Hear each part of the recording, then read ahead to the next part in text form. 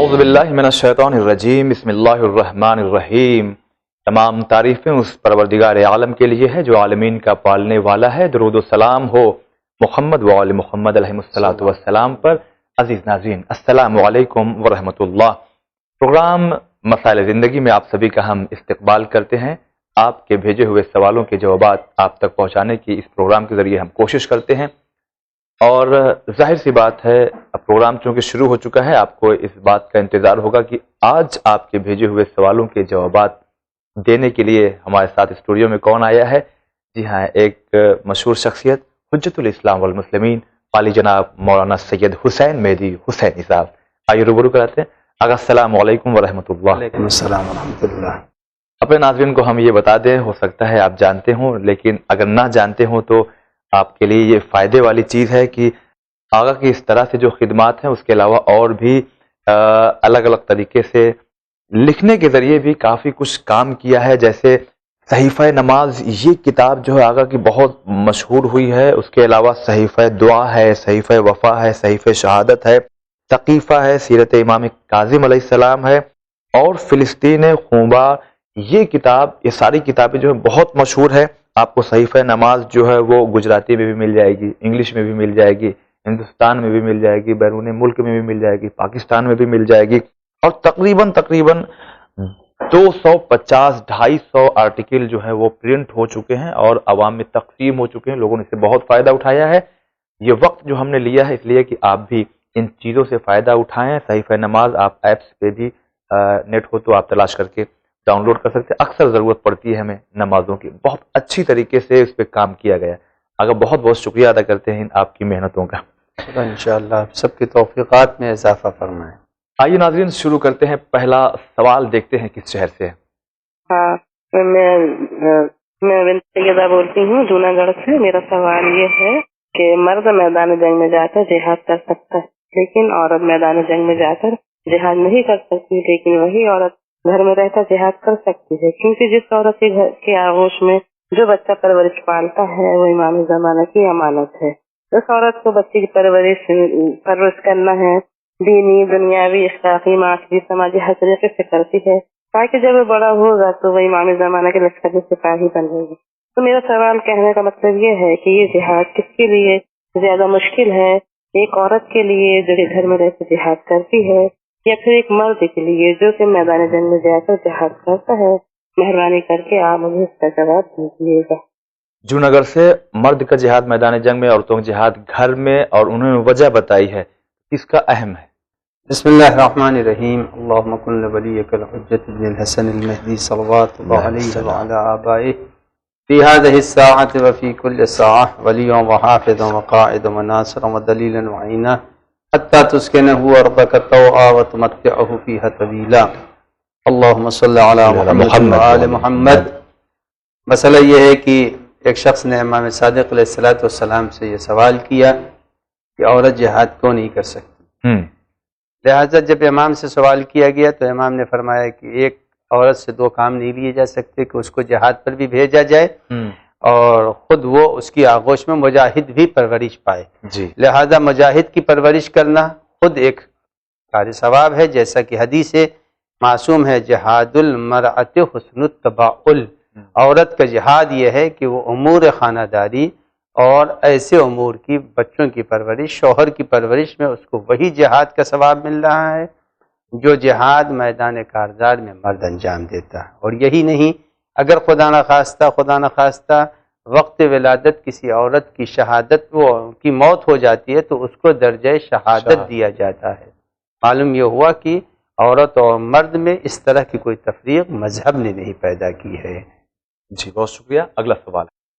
السلام علیکم، میرا نام صبا زیدی ہے اور میں گریٹر نوئیڈا سے بول رہی ہوں۔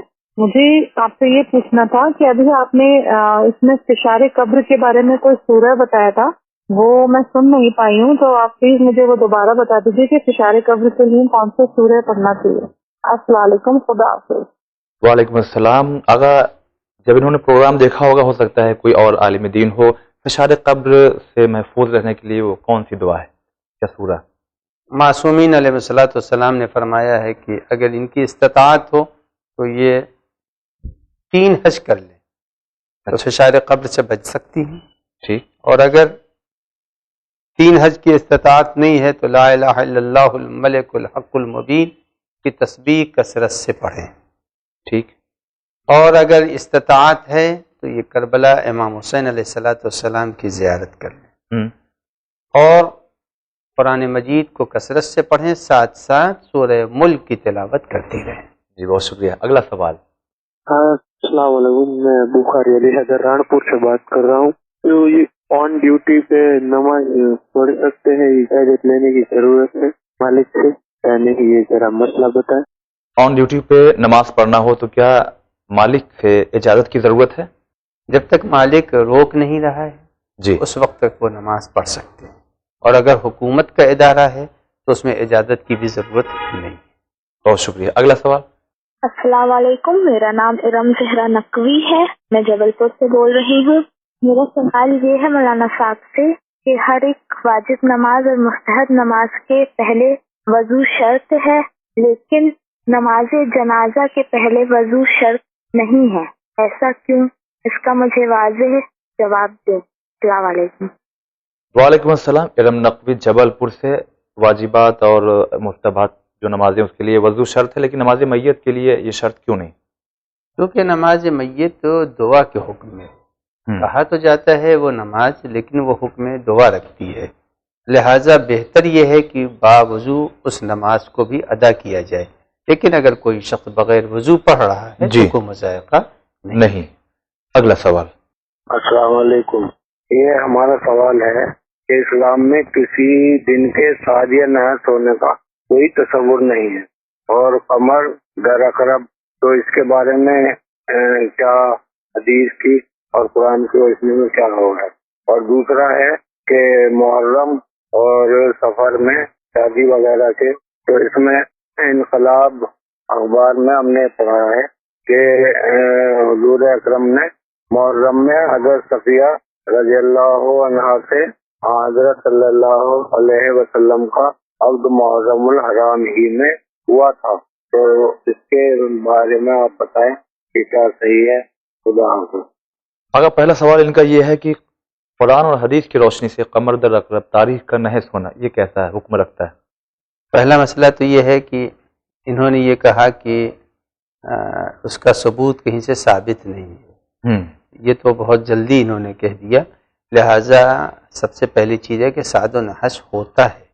سعد و نحس اگر نہ ہوتا تو کسی طرح سے صدقے وغیرہ کو دے کر کے، اگر سعد و نحس اچھا دن ہے تو ٹھیک ہے، اگر برا دن ہے تو صدقہ نکال کے آدمی اپنے کام کو جاری رکھ سکتا ہے. ٹھیک. دوسری بات یہ ہے کہ ہر دن اہل بیت سے منسوب ہے. جی. مثلا روز شنبہ سنیچر کے دن رسول اللہ سے منسوب ہے، اتوار کے دن فاطمہ زہرا اور حسن ام المومنین سے منسوب ہے، تو شنبے کا دن حضرات حسنین علیہ السلام سے منسوب ہے. لہذا ہر دن اگر کوئی امام کی زیارت پڑھ لے تو انشاءاللہ اس دن کے وہ اثرات اس کے اوپر سے ساقط ہو جاتے ہیں اور وہ اثرات ختم ہو جاتے ہیں. ٹھیک. دوسری بات یہ ہے کہ قمر در اقرب کا بھی وجود ہے، لیکن ہمارے ہاں سب سے بڑی چیز جو یہ ہے، جو اس عقیدے کی جان و بنیاد ہے، کہ ہم نے کبھی کائنات کو مؤثر نہیں مانا بلکہ خالق کائنات کو مؤثر مانا ہے. لہذا جو لوگ ستاروں کو مؤثر مانتے ہیں وہ غلط ہے، بلکہ ستاروں کی تاثیر اہل بیت کے نام سے، دعاؤں سے، صدقے سے، قرآن کی تلاوت سے، نماز سے، وہ اثرات اگر بد بھی ہیں تو برطرف ہو جاتے ہیں.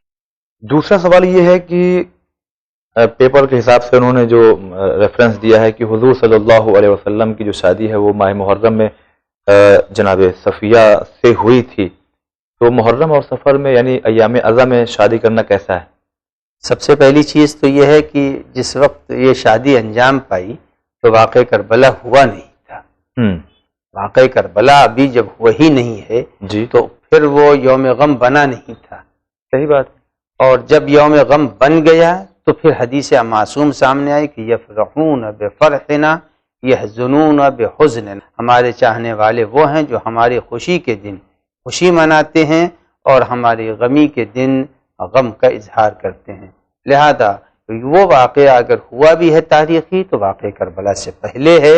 ہم واقع کربلا کے بعد سے 40 تک روایتوں کے اندر ہے امام حسین کا غم، اس کے بعد پھر فوراً پیغمبر اور امام حسن کی شہادت آ جاتی ہے، پھر اس کے بعد کربلا کے اسیروں کی وطن واپسی کا سلسلہ ہے، پھر 8 کو شہادت امام حسن عسکری علیہ السلام ہے، لہذا 2 مہینے 8 دن اہل بیت کے چاہنے والوں کو شادیاں نہیں کرنی چاہیے۔ اگلا سوال۔ میں کانپور شہر کا رہنے والا ہوں اور میرا سوال یہ ہے کہ غسل کتنی طرح کے ہوتے ہیں اور غسل کیسے کرنا چاہیے؟ کانپور سے سوال ہے، غسل کتنی طرح کے ہوتے ہیں اور کیسے کرنا چاہیے؟ دیکھیے، بارہا اسی اسٹوڈیو سے یہ بات کہی گئی ہے کہ ہر گھر میں توضیع المسائل ہونا چاہیے۔ اگر توضیع المسائل ہوگا تو پھر مسئلے خود بخود حل ہو جائیں گے جب آدمی اس کو پڑھے گا۔ بہرحال غسل کی 2 قسمیں ہیں، ایک غسل التماسی ہے اور ایک غسل ترتیبی ہے۔ اگر پائپ وغیرہ کے نیچے غسل کر رہے ہیں تو اس کو ترتیبی بولتے ہیں، اگر حوض ہے، تالاب ہے، ندی ہے، اس کے اندر آدمی اگر غسل کر رہا ہے تو اس کو غسل التماسی بولتے ہیں۔ طریقہ یہ ہے غسل ترتیبی کا کہ پہلے سر و گردن کو دھو ڈالیں، پھر اس کے بعد سے داہنے حصے کو پانی سے پاک کریں گے نیت کے ساتھ، اور کچھ حصہ بایاں شامل کر لیں گے، اور اسی طرح سے بائیں کو دھوئیں گے تو اس میں کچھ حصہ داہنی طرف کا شامل کریں گے۔ بہت شکریہ آگا۔ اگلا سوال لیتے ہیں۔ السلام علیکم، میں ممبئی میرا روڈ سے بول رہا ہوں، میرا نام رمضان شیخ ہے، اور ہم یہ جاننا چاہتے ہیں کہ یہ جو 12 ربیع الاول سے 3 دن پہلے نوی منائی جاتی ہے تو یہ کس سلسلے میں منائی جاتی ہے؟ شہر ہمارے ممبئی سے میرا روڈ سے للان صاحب بول رہے ہیں کہ 12 ربیع الاول سے پہلے 9 ربیع الاول کو جو جشن منایا جاتا ہے تو وہ کیوں؟ ہمارے ہاں 2 بڑی خوشی ہے، ایک امامت امیر المومنین کی ہے جو 18 غدیر ہے جی۔ 18 غدیر وہ ہے جس میں امیر المومنین کو امامت ملی، یعنی سلسلہ امامت کا پہلا تاجدار 18 غدیر کو امام بنا ہے، اور سلسلہ امامت کا آخری تاجدار 9 ربیع الاول کو امام بنا ہے، لہذا 9 بھی ہمارے ہاں اسی اعتبار سے خوشی کا سبب بنتی ہے، اور 18 غدیر بھی ہمارے ہاں اسی اعتبار سے خوشی کا سبب منائی جاتی ہے۔ جی، اگلا سوال لیتے ہیں۔ السلام علیکم، میں عقیل بول رہا ہوں۔ میرا سوال ہے کہ اگر قضا نماز ہو اور وہ قضا نماز کمپلیٹ، یعنی قضا نماز ہو اور نماز شب پڑھ سکتے تو پہلے قضا نماز کمپلیٹ کرے اور پھر نماز شب شروع کرے؟ شکریہ۔ عتیق صاحب ہے، قضا نمازیں اگر ہیں تو کیا نماز شب پڑھ سکتے ہیں؟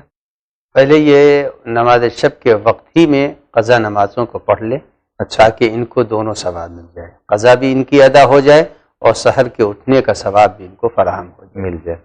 اگلا سوال لیتے ہیں ناظرین۔ السلام علیکم، میں شہر غازی پور اتر پردیش کا رہنے والا ہوں، ہم ایک موضوع کا رہنے والا ہوں۔ اس میں شیعہ سنی دونوں چھوٹی آبادی میں ہے، سنی مذہب کی مسجد ہے، اس میں دونوں نماز پڑھتے ہیں۔ اذان سنی مذہب کے لوگ دیتے ہیں کہ ہم نماز پڑھ سکتے ہیں۔ ہمارا نام صفدر علی ہے۔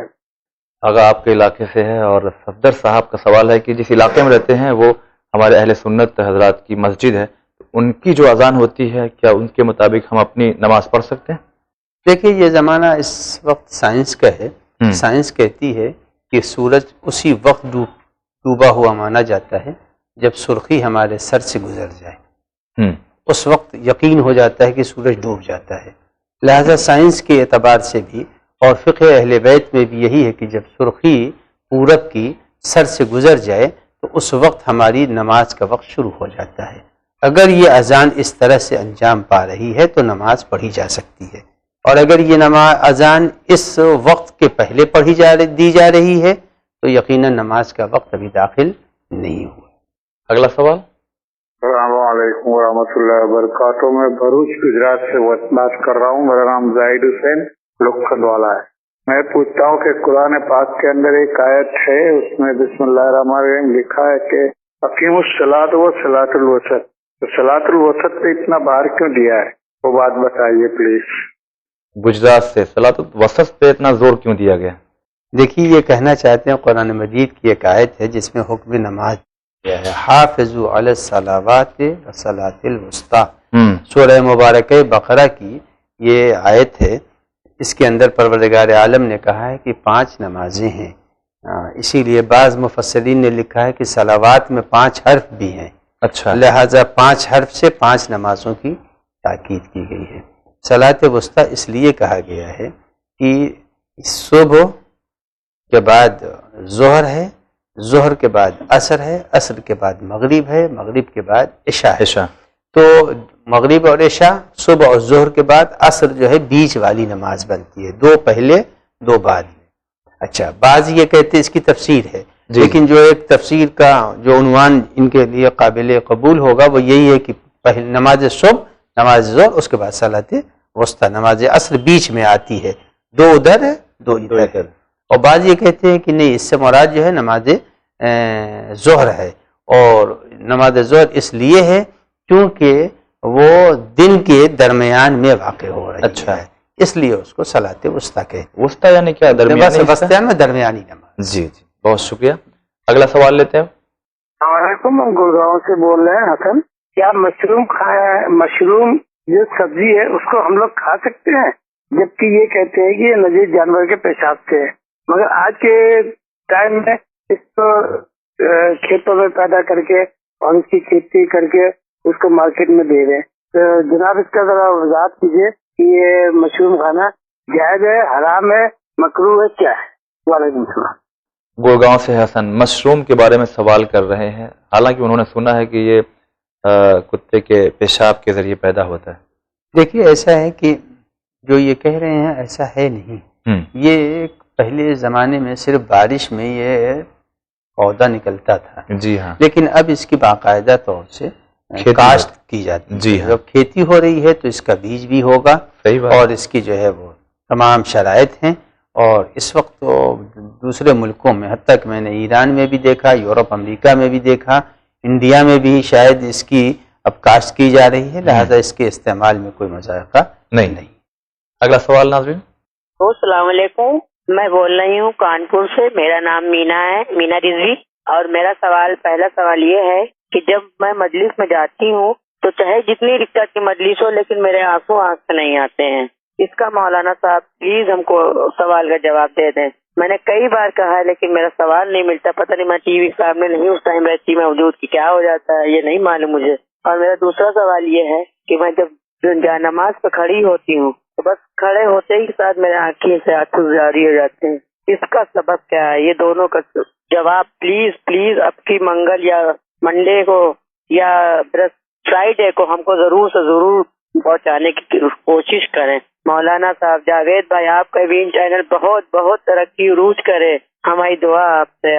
مولانا صاحب کو السلام علیکم، ہمارا سوال کا جواب پلیز اب کیجیے، ضرور ہم بیٹھے رہیں گے ٹی وی پر، مستقل ہٹیں گے نہیں، پلیز اپنا سوال سننے کے لیے۔ السلام علیکم۔ پہلا سوال مینا رضوی جو کہ کانپور سے ہے، کہتی ہیں کہ مجلس سے سید الشہداء علیہ الصلوۃ والسلام جاتی ہیں، مصائب ہوتا ہے لیکن ان کی آنکھوں سے آنسو نہیں آتا، بلکہ دوسرا سوال جو ہے جانماز کھڑی ہوتی ہیں تو آنکھوں سے آنسو آ جاتا ہے۔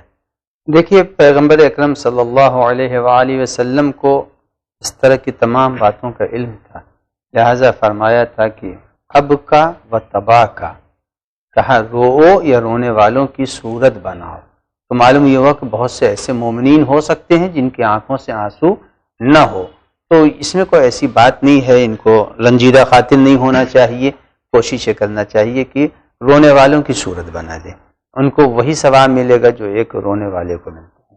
اور دوسرا مسئلہ ہے کہ جب جناب رباب سلام اللہ علیہ رہا ہو کے کربلا سے مدینے پہنچی تو ایک وقت وہ آیا کہ ان کی آنکھوں سے آنسو خشک ہو گئے، تو اس کا انہوں نے ذکر کیا، تو اس کا امام زین العابدین علیہ الصلوۃ والسلام نے جواب میں فرمایا کہ مادر گرامی، آپ ایسا کیجئے کہ مسور کے دال کا ستو کھا لیں تو آپ کے آنسو جاری ہو جائیں گے۔ اب رہا دوسرا سوال، نماز میں یہ رونا شروع کرتی ہیں، تو یہ بہت اچھی بات ہے، یہ قبولیت نماز کا سبب ہے، اور جب آنسو نکلے تو اس وقت یاد کر لیں کہ یہ نماز بچائی بھی تو امام حسین نے ہے، صحیح، تو اس وقت جب آنسو بہ رہا ہو اور سجدہ امام حسین کو یہ یاد کر لیں گی تو نماز نورن علی نور ہو جائے گی۔ اور شاید اسی لیے ہمارے یہاں 10 محرم کو یا ماہ محرم میں اکثر مسور کی دال والی چیزیں ہی تقسیم لائی جاتی ہیں۔ جی جی، ہو سکتا ہے۔ جی اگلا سوال لیتے ہیں، دیکھتے ہیں کہاں سے ہے۔ السلام علیکم، میں ممبئی سے کنیا سے بول رہا ہوں، مشتاق یہ چینل بہت اچھا، ہمیں بہت انفارمیشن ملی ہے.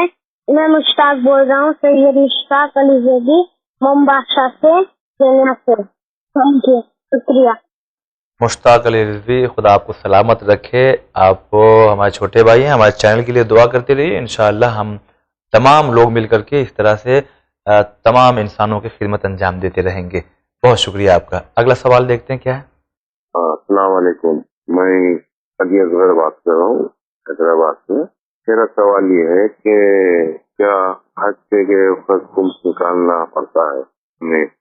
ویسے ہی ہم کیا زیارتوں پہ گئے تو کیا خمس نکالنا واجب ہے؟ بس یہ سوال ہے، مولانا سے سلام کہیے اور یہ سوال میرا بتا دیں. شکریہ. بہت بڑا ٹاپک چھیڑ دیا انہوں نے. حیدرآباد سے ہیں، خمس کے بارے میں پوچھ رہے ہیں. حالانکہ انہوں نے جو کہا کہ وہ حج اور زیارت پہ گئے ہیں، بظاہر یہی لگ رہا ہے کہ خمس نہیں نکالا ہے. تو تھوڑا سا خمس کے بارے میں ان شارٹ بتا دیجیے. دیکھیے ایسا ہے، خمس واجب ہے، اس کا ربط نہ کربلا کی زیارت سے ہے اور نہ مکہ مکرمہ کے عمرے اور حج سے ہے. واجب ہے انسان کے اوپر کہ وہ ہر اپنے مال کے سال کے آخری حصے میں، آخری دن میں بچت کے اوپر خمس نکالے. اور اگر نہیں نکالتا تو غاصب و گنہگار ہے اور اس کے نماز اور روزے قبول نہیں ہوں گے. اسی طرح سے اگر وہ بغیر خمس نکالے ہوئے حج کرنے بھی چلا گیا تو حج بھی اس کا معلق رہے گا. زیارت کے لیے گیا تو خود وہاں کے اوپر بھی وہی ہے کہ وہ زیارت، وہ شرف قبولیت جو پروردگار عالم نے رکھا ہے متقین کے لیے، ان اللہ یتقبل من المتقین. جب آدمی متقی نہیں ہے تو اس کے عمل کو اللہ قبول بھی نہیں کرتا. یہ تو اہل بیت کا شرف ہے کہ وہ اپنے چاہنے والے گنہگاروں کو اپنی بارگاہ میں قبول کر لیتے ہیں. جی. ورنہ در حقیقت جو شرائط ہونے چاہیے محبان آل محمد میں، اگر وہ نہیں ہیں تو انہیں حق پہنچتا ہے کہ وہ رد کر دیں.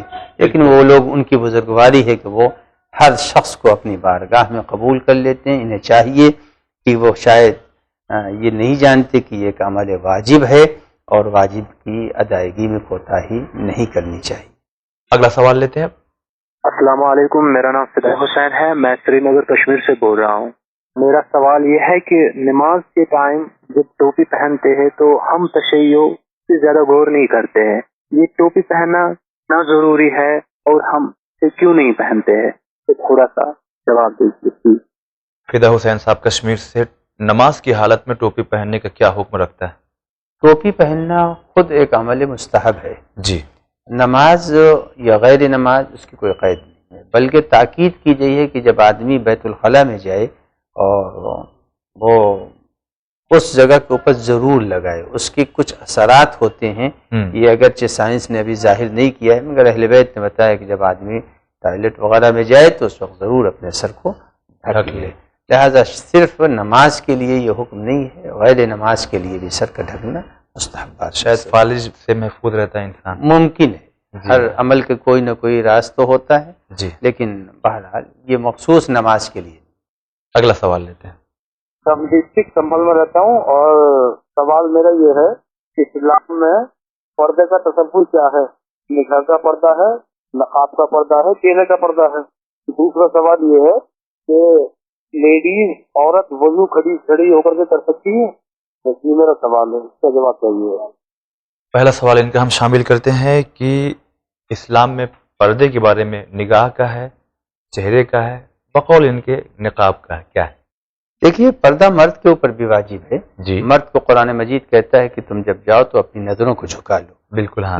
نہ محرم کے اوپر نظر نہ ڈالو. ٹھیک.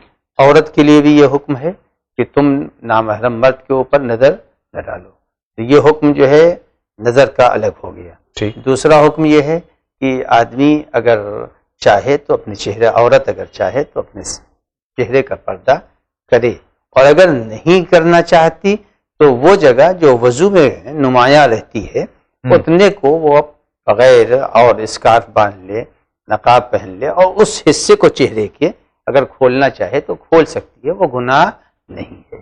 لہذا پردے کے لیے نظر کا پردہ بھی ہے، نقاب کا پردہ بھی ہے، اور اگر نقاب نہ ڈالے چہرے کے اوپر تو بھی رہ سکتا ہے، کوئی مسئلہ نہیں. اس کو مقنا کہتے ہیں. جی ہاں. اگر وہ مقنا نہیں ہے، وہ حصہ صرف اتنا حصہ، بال سارے چھپے ہوں، ٹھڈی چھپی ہو، گردن چھپی ہو، صرف یہ حصہ جس کے اوپر وضو کا پانی پڑتا ہے یہ عورت کھول سکتی ہے، اگر ڈھکنا چاہے تو ڈھکنے میں بھی کوئی مذاقہ نہیں۔ جی دوسرا سوال ان کا یہ ہے کہ کوئی خاتون کھڑے ہو کر کے اگر وضو کریں تو کوئی حرج؟ مسئلہ نہیں، کوئی وضو کر سکتی۔ اگلا سوال لیتے ہیں۔ میں بامبے گونڈی سے بول رہا ہوں، ایک بندے خدا بول رہا ہوں۔ میرا سوال یہ ہے کہ مولانا یہاں پر پچھلے سال محرم میں مجلس پڑھ رہے تھے جعفری کربلا میں، تو وہاں پر مائک لگتا ہے جس کی آواز روڈ پر باہر جاتی ہے، 10 بجے کے بعد روڈ پر آواز آنا منع ہے، جیسا کہ سبھی لوگ جانتے ہیں۔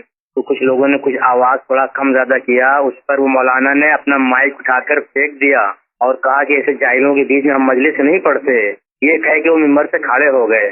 تو اب آپ مولانا ہمارے حسینی صاحب سے میں سوال کرتا ہوں، جاوید بھائی سوال کرتا ہوں کہ وہ یہ بتائیں کہ کیا ایسے مولانا سے مجلس وغیرہ پڑھوانا صحیح ہے کہ جو ہمارے ہم کو درس دینے کے لیے بیٹھتے ہیں، نہ کہ وہ ہم کو جاہل جپٹ بول کے اور کھڑے ہو جائیں اور ممبر سے ہٹ جائیں؟ کیا ایسے مولانا دوبارہ ہم لوگ استعمال کریں؟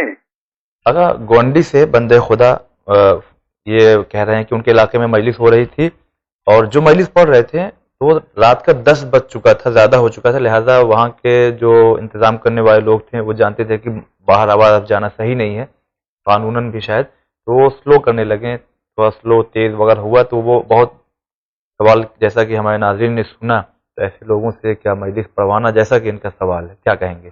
دیکھیے مسئلہ یہ ہے کہ ہم اہل بیت کے ماننے والے ساری دنیا میں اس ایک شناخت سے بڑی عزت رکھتے ہیں کہ ہم ہر ملک میں اس کے ملک کے قانون کی پابندی کرتے ہیں۔ جی لہذا ہم شیعوں کے لیے تو بہرحال یہ ایک شرف ہے، ہم نے کسی ملک کے اندر اس ملک کے قانون کی خلاف ورزی نہیں کی۔ لہذا اگر 10 بجے ملک کا قانون یہ ہے تو بہتر ہے کہ ہم کو اس ملک کے قانون کی پابندی کرنی چاہیے۔ دوسری بات یہ ہے کہ یہ فرش ادا پر جو لوگ آتے ہیں وہ فاطمہ زہرا کے مہمان ہوتے ہیں، لہذا ان مہمانوں کی عزت کرنی چاہیے، ان کا احترام کرنا چاہیے، انہیں نامناسب الفاظ سے یاد نہیں کرنا چاہیے، اور اگر کسی نے اس طرح کے الفاظ کو کبھی استعمال کیا ہے تو بہتر یہ ہوگا کہ انہیں جو لوگ ان کے ارد گرد کے ہیں متانت اور سنجیدگی کے ساتھ متوجہ کر دیں کہ ایسا نہ کیجیے، اس سے مومنین کی دل شکنی ہوتی ہے۔ جی واقعی سمجھا دینا ہی بہت بہتر ہوتا ہے۔ بہت شکریہ۔ اگلا سوال دیکھتے ہیں کہاں سے ہے۔ السلام علیکم مولانا صاحب، میں ممبئی سے بول رہی ہوں، میرا نام تنو ہے۔ میں پوچھنا چاہتی ہوں کہ میرا گھر ابھی ابھی بنا ہے، تو کسی مولانا سے پوچھنے گئے تھے کہ ہمارے گھر میں ممبئی کے گھر تو آپ کو پتہ ہے کیسے ہوتے، تو سیڑھی کے نیچے تھوڑی جگہ تھی، تو وہاں پوچھا تھا کہ امام باڑہ گھر میں بنوا لے، پر مولانا کہتے ہیں کہ امام باڑہ گھر میں آپ کو رکھنا ہی نہیں چاہیے، کیونکہ اگر آپ کے گھر میں مطلب ہمارے بھائی پوچھنے گئے تھے تو ان سے کہا گیا کہ اگر آپ میاں بیوی اگر آپ اس پر رہتے ہیں تو امام باڑہ نہیں چاہیے، کیونکہ بہت سی باتیں ایسی ہیں کہ مطلب جن کی وجہ سے امام کو اگر آپ دعوت دیتے اپنے گھر میں تو بہت احترام کے ساتھ رکھنا چاہیے، اگر آپ کے پاس کوئی سفید جگہ ہے تو ہی امام باڑہ رکھے اور نہیں تو نہیں رکھیے۔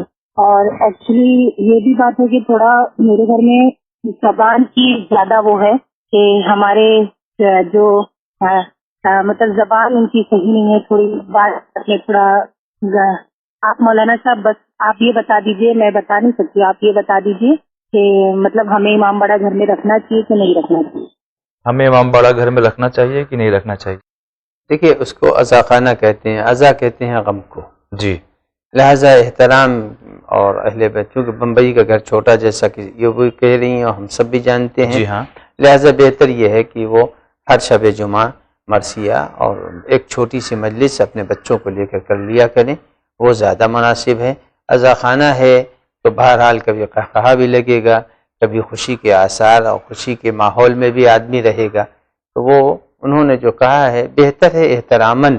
اگر بڑا گھر ہے تو کسی گوشے میں یہ کام کر لیں، اگر بالکل چھوٹا گھر ہے تو اٹھنا ہے، بیٹھنا ہے، قہقہا لگنا ہے، شادی ہے، بیاہ ہے، مومنین آ رہے ہیں، اعزاء و اقارب آ رہے ہیں، تو ایک ہر وقت سوگ کا ماحول نہیں رہتا، جی اور عزاخانہ وہ جگہ ہے جہاں کے اوپر آدمی جب جاتا ہے تھوڑی دیر کے لیے سوگوار ہو جاتا ہے، لہذا بہتر یہ ہے کہ ہر شب جمعہ مجلس غم منعقد کر لیں، انشاءاللہ ان کو عزاخانے سے بہتر ثواب فراہم رہے گا۔ اگلا سوال لیتے ہیں۔ جی میرا نام محمد تقی ویلانی، بہوا میں رہتا ہوں۔ میرا سوال یہ ہے کہ ہم جس مرضی کی تکلیف کرتے ہیں اس مرجع کے بارے میں کیا کیا جاننا ضروری ہے ہمارے لیے؟ شکریہ. سوال مہوا سے ہے، جس مرجع کی یہ تقلید کرتے ہیں ان کے بارے میں ہمیں کیا کیا جاننا ضروری ہے؟ مقامی عالم سے اگر انہوں نے یہ سن لیا ہے کہ وہ قابل تقلید ہیں جی، اور ان کا علمی، ان کی کتابیں، ان کے فضل، ان کے اختیارات، ان کی قابلیت، ان تمام باتوں کو اگر وہ جان سکتی ہے تو جان لیں. ورنہ مقامی عالم نے اگر کہہ دیا کہ فلاں عالم دین مرجع ہے، مثلا آیت اللہ سستانی ہیں، آیت اللہ خامنئی ہیں، آیت اللہ بری وحید خراسانی ہیں، آیت اللہ مکارم شیرازی ہیں، اگر ان افراد کی آغا شبیری ہیں، اگر ان افراد کی وہ تقلید کر رہی ہیں ان میں سے کسی ایک کی بھی، تو بس یہ سمجھ لیں کہ وہ امام کے نائب ہیں جی. اور ان کا حکم ہر حکم کے اوپر ہے. ان کی مخالفت امام عصر علیہ الصلوۃ والسلام کی مخالفت ہے، کیونکہ معصوم نے فرمایا ہے الراد علیہم کالراد علینا، جس نے ہمارے ایسے فقہا کو ناپسند کیا اس نے گویا کہ ہم کو ترک کر دیا، چھوڑ دیا.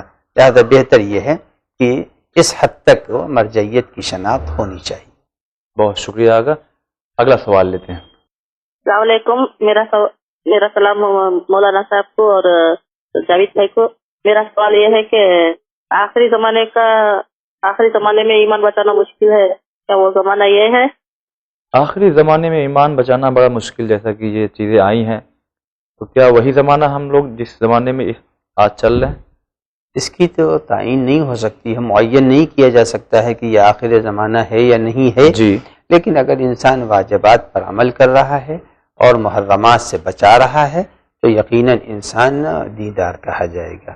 اب کوششیں کرنی چاہیے. 10 روپے کا منی آرڈر بھی کرتا ہے تو پن کوڈ کو معلوم کر لیتا ہے، 10 روپیہ ضائع جانے نہیں دیتا. تو اب جب آپ 10 روپے کو ضائع نہیں کر رہے ہیں تو اپنے عمل کو کیوں ضائع کر رہے ہیں؟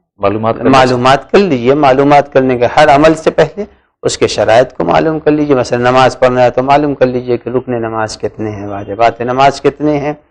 روزہ رکھنا ہے تو معلوم کر لیجئے کہ شرائط روزہ کیا ہیں. اگر آدمی اس طرح سے عمل کر رہا ہے اور اجتماعی زندگی میں مومنین کے حقوق کا احترام کر رہا ہے تو یقیناً ایمان کے اوپر ہے اور یقیناً اس کی نجات ہوگی. انشاءاللہ ضرور. اگلا سوال ناظرین آپ کی خدمت میں. جی السلام علیکم مولانا، میں اسما حسن دیواڑی ہریانہ سے بول رہی ہوں. جی مولانا میرا سوال یہ ہے کہ ہم لوگ جوائنٹ فیملی میں رہتے ہیں. میرے ہسبینڈ میں 3 بھائی ہیں اور میرے ساس سسر ایکسپائر ہو چکے ہیں کافی عرصے پہلے. تو میں نے یہ سنا ہے کہ ان کی جو نمازیں ہیں ان کے لیے ثواب جو کسی بھی نمازیں ہیں وہ کسی کو پیسے دے کے پڑھائی جا سکتی ہیں ان کے لیے، اور قرآن وغیرہ پڑھایا جا سکتا ہے. تو میں نے سوچا تھا کہ میں اپنے ہسبینڈ سے یہ پیسے لے کے کہیں دے دوں کسی ایسے کو جو ان کے لیے مومنین کے لیے نمازیں اور قرآن پڑھ کے ان کو رکھ دے. لیکن پھر کسی نے مجھے یہ بتایا کہ سب سے چھوٹے بیٹے کے یہ فرض نہیں ہے. اگر سب سے بڑا بیٹا ان کا زندہ ہے تو ان کو فرض ہے کہ وہ پیسے دے کے اپنے مرحوم والدین کے لیے یہ کروائیں، قرآن اور نمازیں پڑھوائیں. تو کیا یہ چیز صحیح ہے کہ اگر بڑا بیٹا ہے تو اسی سے فرض ہے، اور اگر چھوٹا بیٹا کرنا چاہ رہا ہے کسی کو پیسے دے کے قرآن پڑھوانا ہے نمازیں پڑھوانا تو اس کو یہ فرض نہیں ہے؟ اگر وہ کروا بھی دیتا ہے تو کیا اس کا ثواب ان والدین کو مرحوم والدین کو نہیں ملے گا؟ عظما ہریانہ سے سوال مختصر کر کے کہ والدین اگر گزر گئے تو ان کی قضا نمازیں بڑے بیٹے پہ واجب ہے، اگر چھوٹا اگر اس کو ادا کروا دے تو کیا وہ ادا نہیں ہو جائے گی؟ سب سے پہلی چیز تو یہ ہے کہ میراث ہی نہیں تقسیم ہو سکتی ہے جب تک کہ ان کے واجبات ادا نہ کر دیے جائیں.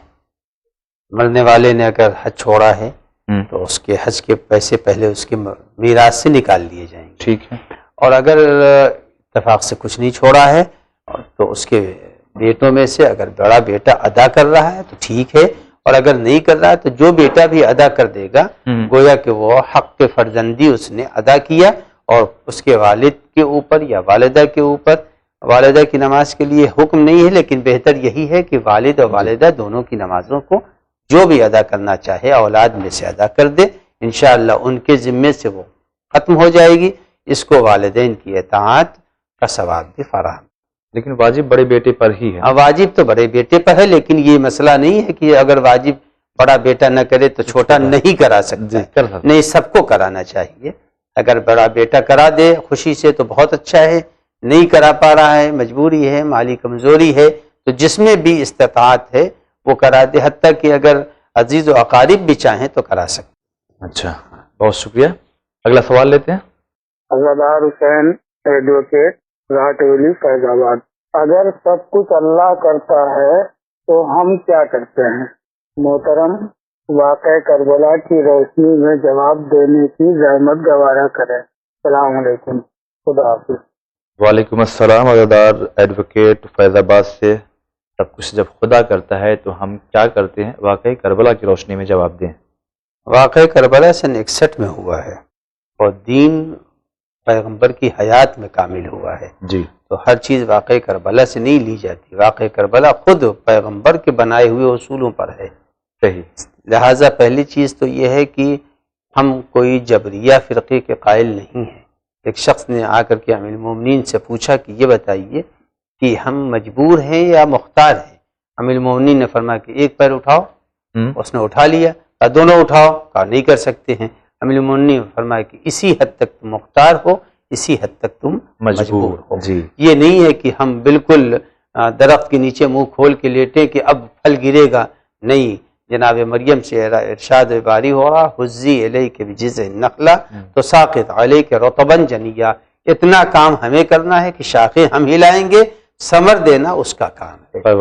پروردگار عالم جو ہے وہ درختوں میں پھل دے گا، ماحول دے گا، سورج کی کرنوں سے اسے پختہ کرے گا۔ ہمارا کام ہے کہ صحیح کرنا۔ لیس للانسان الا ما سعی، انسان کو اتنا ہی ملے گا جتنا کوشش کرے گا۔ لہذا یہ کہہ دینا کہ سب اللہ کرتا تو پھر انبیاء کی ضرورت کیا تھی؟ صحیح۔ اب اللہ نے 1,24,000 انبیاء کیوں بھیجے؟ اس کی ضرورت نہیں تھی، جو کر چاہتا زمین کے اوپر کر دیتا۔ تو ہم مجبور تھے؟ نہیں، ہم مجبور نہیں، ہم مجبور بھی ہیں اس حد تک کہ ہم اپنے سے اپنے کو پیدا نہیں کر سکتے۔ صحیح۔ ہم اپنے دونوں پھیپھڑوں کو بند نہیں کر سکتے، ہم ایسا نہیں کر سکتے ہیں کہ بغیر کھائے زمین کے اوپر رہ جائیں۔ پروردگار عالم نے ہمیں مختار بھی بنایا ہے، مجبور بھی بنایا ہے۔ یہ جو سوال کر رہے تھے یہ جبریہ اور قدریہ فرقے کا سوال ہے جو اشاعرہ کی طرف سے ہوا ہے، نہ کہ جعفریہ فرقے میں اس طرح کا کوئی سوال۔ بہت شکریہ۔ اگلا سوال لیتے ہیں۔ السلام علیکم، میں سید اکبر علی، میرے پاپا کا نام سید گلشن علی، ہم مہاراشٹر کے تعلق میں رہتے ہیں خمگاؤں۔ ہمارا جواب یہ ہے کہ ہمارا سوال یہ ہے کہ ماں کو جب کھڑے رہتے ہیں تو دونوں پیروں کے بیچ میں جو جگہ ہے وہ کتنی خالی رہنا؟ السلام علیکم۔ اور دوسرا سوال یہ ہے کہ سیدھے پاؤں کا انگوٹھا، مطلب نماز میں دونوں پاؤں کے انگوٹھے ہلانا چاہیے کہ نہیں چاہیے؟ السلام علیکم۔ پہلا سوال اکبر علی صاحب کا یہ ہے کہ دونوں پیروں کے بیچ میں نماز کی حالت میں جب کھڑے ہوتے ہیں تو کتنی جگہ اسپیس ہونا چاہیے؟ 4-5 انگل کا فاصلہ کافی ہے۔ اور دوسرا سوال ان کا یہ تھا کہ سجدے کی حالت میں انگوٹھے کا رخ یا کیسا ہونا چاہیے؟ دیکھیے 7 چیزیں ہیں جس کو حالت سجدہ میں زمین پر پہنچنا چاہیے۔ پیشانی ہے، دونوں ہتھیلیاں ہیں، دونوں گھٹنے ہیں، کہ یہ دونوں گھٹنے ہیں اور پیروں کے انگوٹھے ہیں، ان کو لگنا چاہیے۔ تو 2 وہ ہو گئے، 2 یہ ہو گئے 4، یہ 2 6 اور ایک یہ 7 چیزوں کو اعضائے سبعہ کہتے ہیں۔ اگر کسی کے انشاءاللہ تعالیٰ کے حرکے ہوں گے، اگر کسی کے ہیں تو اسے چاہیے کہ یہ 7 اعضائے سجدہ کو وقت سجدہ زمین کے اوپر پہنچانا چاہیے۔ اور اگر مثلا کوئی حادثے کا شکار ہو گیا ہے تو جو بھی اعضاء موجود ہیں اس کو زمین پر پہنچانا چاہیے، اور ان کو یہ بھی بتا دیجئے کہ انگوٹھوں کو زمین کے اوپر کھڑا ہونا چاہیے۔ جی جی۔ اور اگر بے خیالی میں ذرا ادھر ادھر بھی ہو جائے، مڑ بھی ذرا سجائے تو وہ کافی ہے، لیکن حکم شریعت یہی ہے کہ 7 چیزیں کھڑا بھی، انگوٹھا ہو، پورا پیر کھڑا ہے تو لامحالہ انگوٹھا تو کھڑا ہو ہی گا، یعنی انگوٹھے کے طور پہ یہ اپنا دونوں پیر کا پنجہ ہے۔ اگلا سوال لیتے ہیں۔ السلام علیکم، میں اتراکھنڈ منگلور سے بول رہی ہوں، میرا نام شاہد ہے۔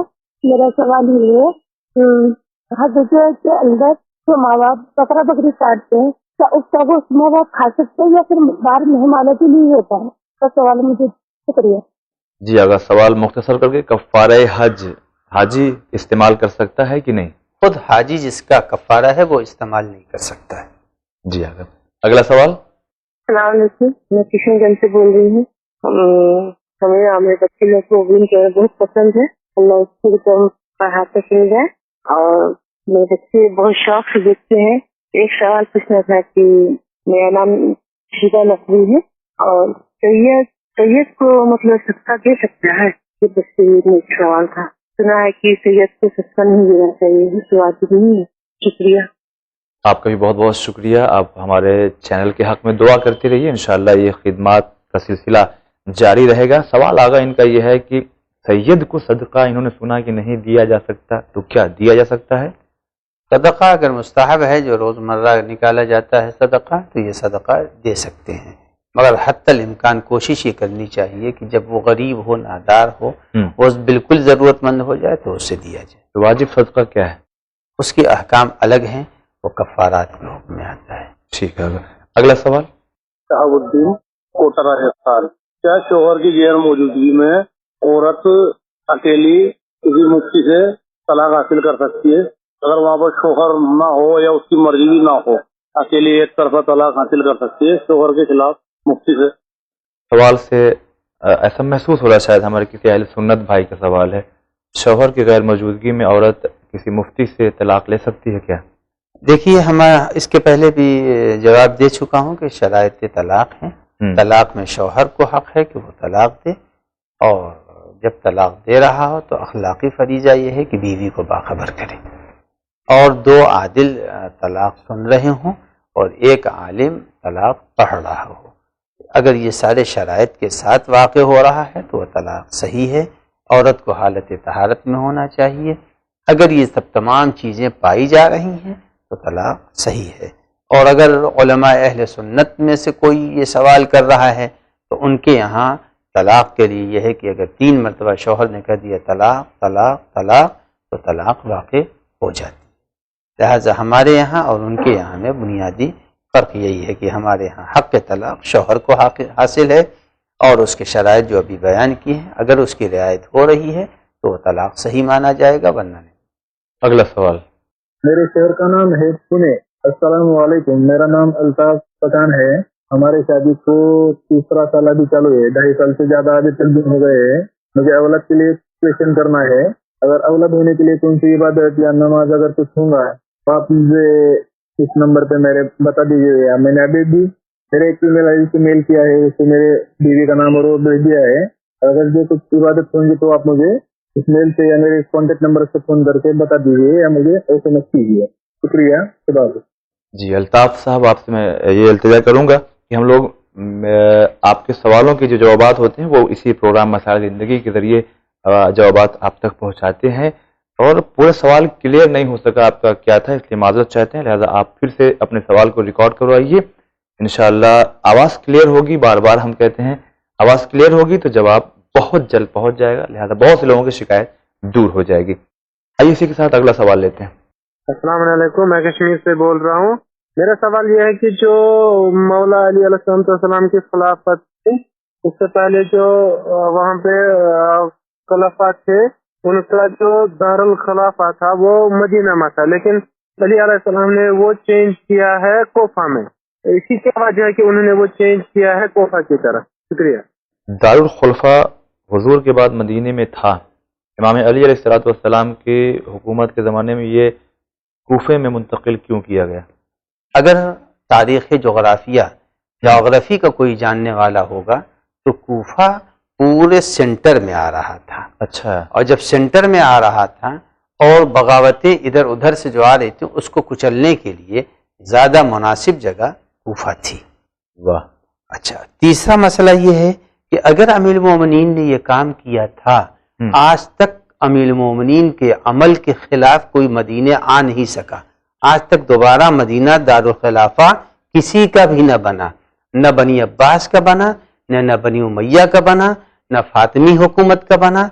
यानी अगर अली अलैहिस्सलाम एक अमल अंजाम देते हैं तो उसमें इतनी पायदारी होती है कि ये दुनिया 1400 साल के बाद भी अली के अमल को गलत नहीं कर सकती। अगला सवाल। मोहम्मद दानिश बोल रहा हूँ। सर मेरा सवाल है ये मतलब दाढ़ी के मुताबिक दाढ़ी रखना सुन्नत है, वाजिब है? अगर मतलब ये क्लीन शेव रखा जाए तो कैसा है? और उसके बाद में अगर फ्रेंच कट लग जाए तो उसमें दाढ़ी में आएगी या नहीं आएगी? अगर दानिश साहब का सवाल दाढ़ी के बारे में है तो मुख्तसरन बता दिए दाढ़ी क्या है। देखिए, दाढ़ से दाढ़ी है, दाढ़ कहते हैं ये चौक को, लिहाजा दाढ़ी उसी वक्त बोली जाएगी जब यहाँ से रखा जाए। ठीक। दाढ़ी रखना वाजिब है, उसका मूड़ना हराम है। अगला सवाल। मैं हानिया शेख बोल रही हूँ, मेरी शहर मुंबई से मैं बोल रही हूँ। मेरी क्वेश्चन ये है कि मैं पहले हिंदू थी, अभी मुस्लिम बन के 9 साल हो गई, मगर मेरे घर में कोई भी नहीं है मुस्लिम, सब हिंदू ब्राह्मण है और मैं ही अकेली मम्मी डैडी को देखती हूँ, तो ये अच्छा है कि बुरा है? यही मेरी सवाल है। अल्लाह हाफिज। माशाल्लाह, हानिया मुंबई से 9 साल हुआ ये मुसलमान हुई हैं, लेकिन ये घर में बाकी लोग जो भी हैं वालिदैन अभी वो गैर इस्लाम उस पे हैं, तो पूछने कैसा है ये? अल्हम्दुलिल्लाह लायक मुबारकबाद हैं, लेकिन वालिदैन की खिदमत बहरहाल इनके ऊपर वाजिब है। अजीज व अकारिब से ज़ब्त रखें, कोई मसला नहीं है। बस अगर ये हो सके तो कोशिश ये करें कि ज़बीहा गोश्त वगैरह में परहेज़ करें उसके खाने में, वरना माँ बाप की को देखने जाएं, उनकी खिदमत करें, उनके पास बैठें, उनकी दिलदारी करें और उनकी दिलशिकनी कतअन न करें, ये शरअन हराम है। अल्हम्दुलिल्लाह, ये है हमारा, देखिए इस्लाम का पैगाम कितना खूबसूरत होता है और बहुत से लोगों ने इसे बदनाम करने की कोशिश की है। हमारा चैनल अल्हम्दुलिल्लाह अपने इस काम के ज़रिए लोगों की खिदमत अंजाम दे रहा है, बहुत से लोगों की ज़रूर आँख खुल रही होगी। अगला सवाल लेते हैं इसी के साथ। अस्सलाम वालेकुम सर, मेरा नाम मासूम फातिमा है, मैं जिला रायसेन से बोल रही हूँ। मेरा सवाल ये है कि हदीस कुदसी में लिखा है कि उसे पढ़ने के बाद 2 रकात नमाज पढ़कर दुआ मांगे तो कबूल होती है, तो इसकी नियत क्या होगी? और दूसरा सवाल ये है कि ख्वातीन को ज़ेर आसमान नमाज पढ़ना चाहिए या नहीं? खुदा रायगढ़ से मासूमा सवाल पहला ये है कि हदीस कुदसी के बाद नमाज पढ़ के दुआ करें कबूल होगी, तो नियत क्या होगी? नमाज हाजत पढ़ता हूँ 2 रकत और बतन इल्लाह। जी, ज़ेर आसमान ख़वातीन का कोई अमल करना? ज़ेर आसमान नमाज पढ़ सकती हैं, खुद अमाल आशूरा के लिए ये है कि उसको ज़ेर आसमान अंजाम दिया जाए, लिहाजा ज़ेर आसमान अगर नमाज पढ़ें तो कोई मजाक़ा नहीं, बस कोशिश ये करनी चाहिए कि ये पर्दे के अंदर रहे। पूरा नमाज में मुसल्ली नमाज गुजार का जो पर्दा होता है उस पर्दे को मद्देनज़र रखें। ज़ेर आसमान अगर नमाज पढ़ना जायज़ न होता तो सहन खाने काबा में नमाज पढ़ने की औरतों को इजाज़त न होती। ये टीवी पर देखती होंगी कि सहन खाने काबा में औरतें ज़ेर आसमान नमाज पढ़ रही। ज़ियारत आशूरा में बाल को खोल के अगर हुक्म हुआ कहीं नमाज बाल को खोल के नहीं पढ़ी जा सकती, कोई अमल ज़ियारत खोल के नमाज पढ़ी जा सकती है। बच्चे की शफा के लिए नमाज अगर पढ़नी है तो नमाज को पूरे उसी आदाब से पढ़े, उसके बाद वक्त दुआ अपने बालों को खोल सकती है। ये सहीफ़े नमाज में भी मैंने बयान कर दिया। अगर कोई नामहरम कहीं से अगर अंदेशा भी हो कि हमारे खुले बाल को देख ले, देखिए अंदेशे से नहीं, यकीन के ऊपर दीन चलता है, शक व शुबहे पर नहीं चलता। यकीन है देख ले तो ढक लेना चाहिए, नामहरम के सामने नहीं जाना चाहिए। जी, अगर बहुत शुक्रिया। अगला सवाल लेते हैं। हाँ, मैं गुजरात अहमदाबाद से बोल रहा हूँ। मेरा एक सवाल है, हमारे 17 साल हो चुके हैं। मसला उसमें ऐसा है कि जब हमारे निकाह हुए तो मैंने और मेरी वाइफ ने निकाह नामे में दस्तखत किए थे राजी खुशी से, और कुछ हालात ऐसे थे इस वजह से हम दोनों के सामने निकाह नहीं पढ़े गए। जब हमारे निकाह पढ़े गए तब मैं सो रहा था, तब मुझे फोन आया कि भाई आपके निकाह हो चुके हैं, और मेरी वाइफ को भी पता नहीं था। तो अभी मैं चाहता हूँ कि मैं दोबारा क्या निकाह वापस मेरी वाइफ के साथ पढ़ सकता हूँ? शुक्रिया। 17 साल शादी की हुई, गुजरात से सवाल है। ये निकाह नामे पे तो साइन दोनों लोगों ने किया था, मियाँ और बीवी ने, लेकिन ये सो रहे थे, इनको बताया गया कि आपका निकाह हो गया है, तो क्या सही है या दोबारा पढ़ाना पड़ेगा? नहीं, निकाह बिल्कुल सही है, सोने से निकाह का बिल्कुल नहीं है। और इंशाअल्लाह ताला कि परवरदिगार आलम इनको मज़ीद सलामती दे, सेहत दे, किसी तरह के शक व शुबहे की ज़रूरत नहीं। निकाह सही है, बिल्कुल सही। और यहीं पे हम ज़रूर कहना चाहेंगे अपने नाज़रीन से फिर से वही बात कि कॉल जब आप करिए तो इस इंतज़ार में मत लीजिए कि आपके सवाल का कोई फ़ौरन जवाब देगा, इसलिए कि वहाँ एक मशीन फिट है। अल्हम्दुलिल्लाह हमारा चैनल इंटरनेशनल है, 24 घंटे कब किस मुल्क से किसको सवाल की ज़रूरत पड़ जाए, लिहाजा इंसान तो नहीं, मशीन को फिट कर दिया गया है जो आपके सवाल को रिकॉर्ड कर रही है। लिहाजा सलाम के जवाब का या सवाल के जवाब का इंतज़ार ना किया करिए, अपने सवाल को रिकॉर्ड करवाइए, लेकिन ख्याल इस बात का भी रहे कि बैकग्राउंड से ऐसी आवाज़ें ना आए जिसकी वजह से आपका सवाल हमें समझ में ना आए। आइए इसी के साथ अगला सवाल लेते हैं। السلام علیکم. میں بھانڈپ سوناپور سے بول رہا ہوں, منور حسین. اور صاحب میرا ایک سوال تھا.